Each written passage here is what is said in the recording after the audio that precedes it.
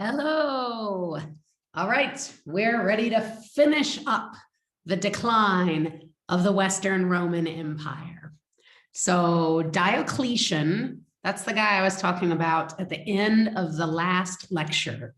Diocletian was the Roman emperor that decided that Rome was too big for just one person to rule. So he split one empire in two parts, and he chose the east and ruled the eastern part for himself and gave Maximian the west. And he also got junior emperors. So Diocletian thought when he died, his junior emperor would take over. When Maximian died, his junior emperor would take over. Well, it didn't work. When Diocletian died, his great plan fell apart, and a bunch of military guys had a big war over who was going to rule Rome, and everything fell apart again. Then later in, well, I don't have exactly the year, but later, an emperor named Constantine. Yes, that Constantine, the same one we talked about before. This is that guy. Constantine was super strong, and he took over control of the entire Roman Empire yet again. Now there is one emperor over the entire empire, but he prefers living in the East. So he chooses this small town called Byzantium. He chooses this small town called Byzantium, and he wants to make the town itself bigger and better and fancier, and he wants to call it New Rome and make it the capital of the Roman Empire. I have it pulled up on a map. All right, so this is Rome here, where this point is here, that's Rome. It's always been the capital of the Roman Empire. But Constantine comes over here to what is today called Istanbul, but at the time, the name of the place was Byzantium, and he calls this the New Rome, the new capital of the Roman Empire. He lived there, his palace was there, he ruled from there. So all the power of the Roman Empire has switched over here to the east.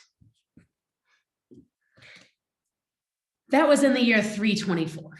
He made that announcement in the year 324. He was going to make Byzantium the new Rome. This city had actually been occupied for a really, really long time. People had been living there. The Greeks originally settled this area in 660 BCE. So that's almost 1,000 years, long time people had been living there. He was just giving it a new design and a new name. He called it New Rome. Just like, I'm sure you guys have all heard of the city New York in the United States. Well, there is a York in England.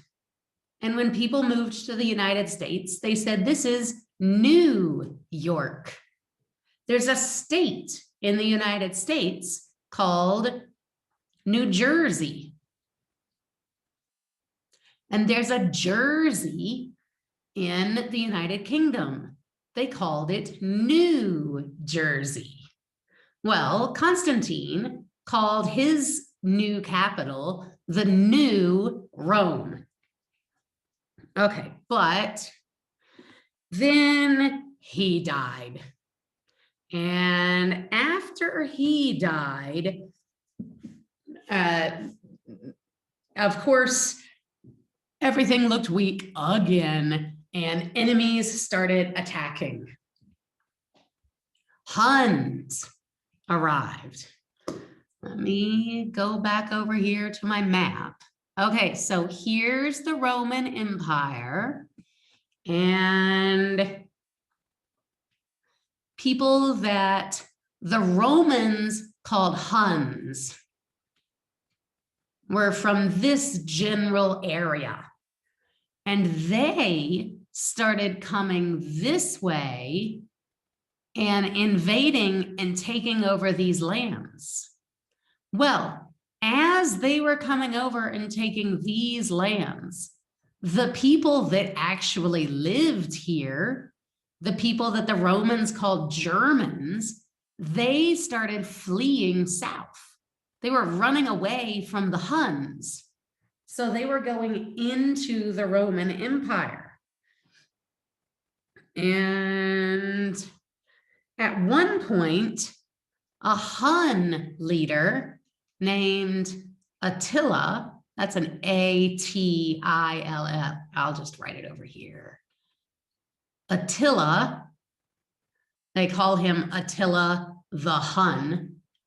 Attila came all the way this way and all the way down here and invaded Rome. But luckily this time the Romans won, fought him off, and he went away. But that whole time there was all this war and battle going on over here. The Huns were taking over the German lands. The Germans were running away. But because the Germans were running into Rome, the Roman Empire, and the Romans were trying to fight them off, there's just lots and lots of war. By 376, there were Germans living all along the northern Roman Empire. And let's see here. Goths, I hope you remember. So everybody, no, let me go back to that map. Everybody, if I'm saying this is the border of the Roman Empire here, the Romans called everyone that lived up here Germans. But they just didn't really care that there were different groups of people. They just called them all the same, and they were all Germans. But there actually were many different groups. And one of those groups was called Goths. Well, the Goths fought in a town called Adrianople, and they won. The Goths won and the Romans lost. When the Romans lost Adrianople, the Goths saw that as the Romans were weak. So they just poured into the Roman Empire. They poured in. And the Romans were not doing a very good job anymore. They were unable to fight off the Germans, and they were completely taking over the northern lands. After this, sorry, give me just a second. After Adrianople, Rome got a new emperor.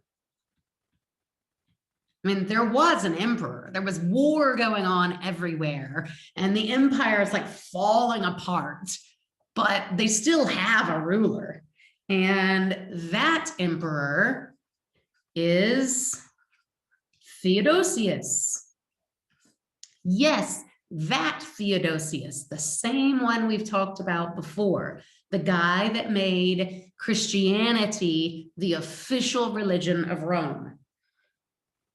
He, Theodosius, was the very last person to rule Rome all as one. There's the C. So if you remember that Rome was one for a long time, Diocletian came and said, we should have one empire, but two rulers. Constantine came and said, no, I'm going to rule Rome as one, but the capital isn't going to be over here anymore. It's going to be over here now, and we're going to call it New Rome. Then whole bunch of fighting, whole bunch of fighting, whole bunch of fighting. Everything's falling apart. Theodosius becomes the emperor from here. Theodosius is here in New Rome. And it was right after Theodosius that just everything fell apart. The Germans were coming in and taking over entire huge areas of the empire. It was collapsing.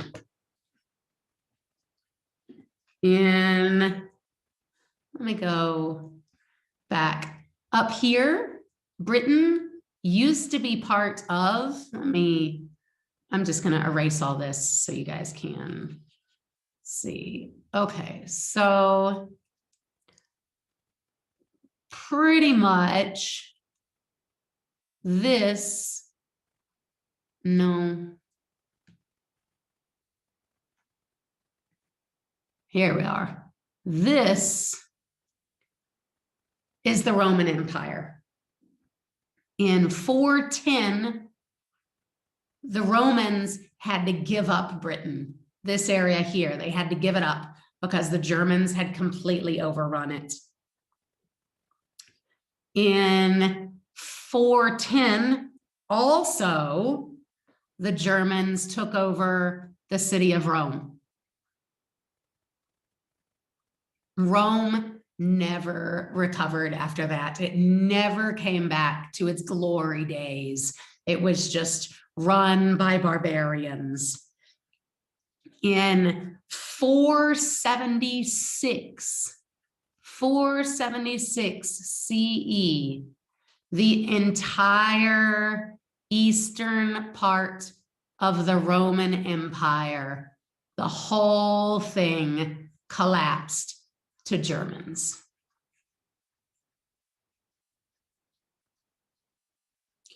All gone.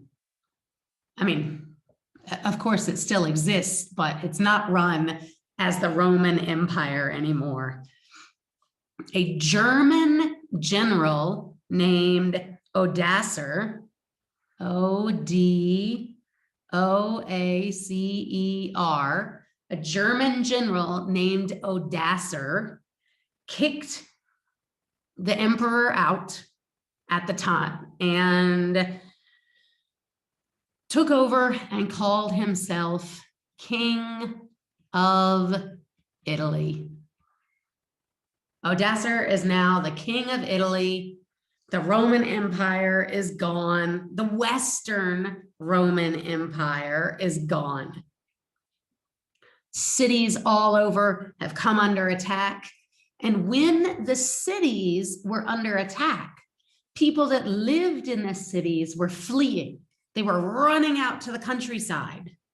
And while they were running out to the countryside, their culture was getting destroyed. There was no more education. There was no more running water. There was no more public baths. No more of this really fancy, nice stuff that the Romans had gotten used to. Now they're just living in huts in the middle of the countryside and having to farm. So education's gone, their culture has been destroyed, and we're beginning to move into what we call the Dark Ages. But while that was happening in the West, the East was still prospering. Everything was going great over here. Everything was fantastic. And the eastern part of the Roman Empire continued for almost 1,000 years. Oh, that's too many zeros. Almost 1,000 years. The eastern part of the Roman Empire continued. When historians today talk about the eastern part of the Roman Empire, they call it Byzantine. The Byzantine Empire. It's important that you learn that because some people get confused and they don't understand. So this is the sea, this is the Roman Empire, and at one point it was split. This part collapsed. This part kept going. And today, when historians talk about this, some people say the Eastern Roman Empire, and some people say the Byzantine Empire, and some people flip back and forth. Like you'll be watching a documentary, and sometimes they call it the Eastern Roman Empire, and sometimes they call it Byzantine. So it's really good for you to know that they're the same thing. The Eastern Roman Empire and the Byzantine Empire are the exact same thing. We're just talking about this part of the Roman Empire. And we're all done. I have to stop.